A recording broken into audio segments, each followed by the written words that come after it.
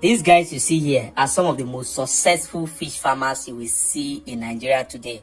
In fact, these guys are so good and so successful that they've almost bought the entire land surrounding this river where they are doing the farming. And you see exactly how they produce this fish from, in fact, from hatching down to the table size of the catfish. And you see exactly, look at the size of the fish they produce. You see this, right? Very big. Now watch and see exactly how they get this whole thing. So this is the hatchery, the newly hatched catfish, and you can see they are looking like mussels, like sand, right? Those black spots you are seeing there are catfish, and there are so many. You will see how many of these containers they have.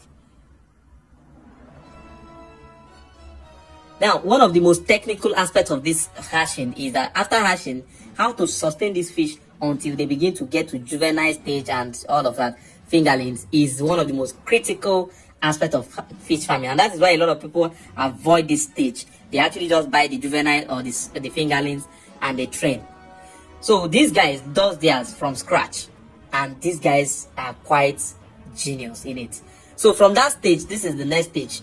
You see the kind of feed he's giving to them, quite very tiny, like mussels, like tiny grains, right? That's because the fish itself are still very tiny. Now from this stage, after they've grown to the stage of juveniles or fingerlings, as the instruction may apply, they will move them to these earthen ponds. And if you watch the surface of the earthen pond, you see that there are nets covering it. This is to prevent birds from invading the pond and taking, and of course, eating the fish. But these guys, look at the river, look at the environment where the thing is, and see how many ponds they have here. And you can see the river over there, right? These guys are doing large numbers of these fish. And this is one of the reasons why they are still considered to be one of the most successful today. So this is the next stage. You can see the size of the fish now. They are growing. It takes a lot. It takes a lot of effort, a lot of days, a lot of weeks, a lot of money, because fish feeds are not cheap at all. But from that stage, boom, you have your commodity that is off to the market.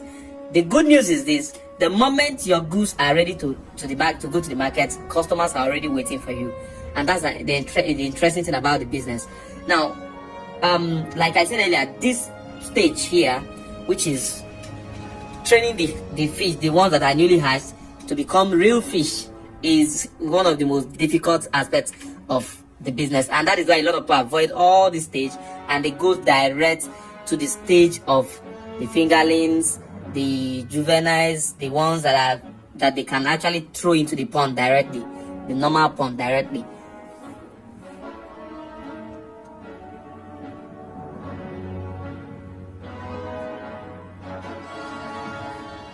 You do this every day?